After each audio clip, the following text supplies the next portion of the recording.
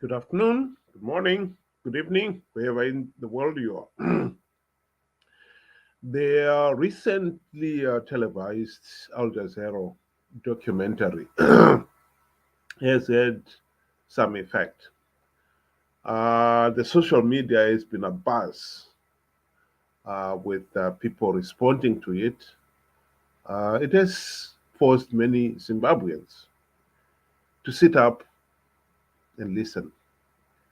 Boy, they didn't like what they heard, and many have been angry. And there are some people who have never really commented on anything political. All of a sudden, they were commenting on it on social media and so forth. That is healthy. We should be actively involved. We should be interested in what happens to Zimbabwe. It is our country. We have got as much right to have a meaningful say in that country as anybody else. There's been on social media a petition going around petitioning the British government to freeze Uebert Angel's assets here in the UK. Um, he, as you might, if you're not familiar with it, he was one of the individuals featured in that documentary, and they're boasting about how he was going to use his um, diplomatic bag to ship billions of dollars from one country to another. Billions of dollars of dirty money. He has clearly used the system before, there's no doubt about it. And he was appointed by none other than President Emerson Mnangagwa himself as Zimbabwe's first ambassador at large. That's how corrupt the system has become. And the looting has been unbelievable. It is believed Zimbabwe's gold um, industry is worth a staggering US 2 billion per year. And 80% of it is being smuggled out. In other words, when it is smuggled, it doesn't benefit the country, it benefits those involved, the corrupt individuals. And hence the reason why the likes of um, Uebert Angel are incredibly rich. In the video, he was boasting about how he was one of the richest blacks in Africa.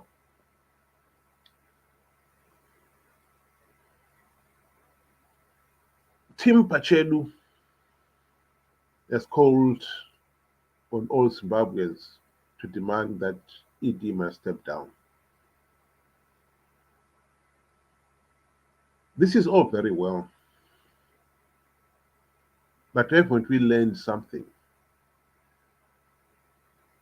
Remember the 2017 military coup. The coup organizers, or those who staged the coup, seized on the popular sentiment that Mugabe must go. And they removed Mugabe and a few around him. And people were so pleased, they poured onto the streets uh, all over Zimbabwe and all over the world to express their heartfelt gratitude to the army who had masterminded the coup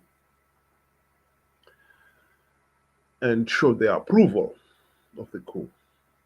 The truth of the matter is, the popular sentiment of Mugabe must go was misdirected. It was not the individual or a few around him that were at fault here. It's the system. Removing the dictator does not end the dictatorship. What we want is end the dictatorship. Removing ED now, and by the way, ED was one of the coup organizers. Some would say even the brains behind the coup. All we did in 2017 is remove the dictator Mugabe and a few around him and replace him with another dictator, Emerson Mnangagwa. And now we are saying ED must go. So we haven't learned anything because we are repeating the same mistake. We want to remove the dictator and a few around him, but still the dictatorship will remain. What we need to do is remove the dictatorship. The ZANU-PF dictatorship must go. The only sure way of dismantling it is for the country to implement the democratic reforms that had been agreed in the global political agreement of 2008. It is tragic that not even one meaningful reform was implemented during the GNU that followed. But so be it. It doesn't mean that we don't need the reforms anymore. Nor does it mean that the reforms cannot be implemented. We just need competent men and women who can implement those reforms. And I believe we should have a clear vision of what we want and not keep on repeating the same mistake of looking for the quick fix, the quick solution. Yes, if we remove Mnangagwa, things would get better. No, they would not get any better. As long as the dictatorship or its basic structure is still there, another dictator will emerge. What we need to remove, to end, is dismantle the whole dictatorship. And implementing the democratic reforms is the way forward. Food for thought.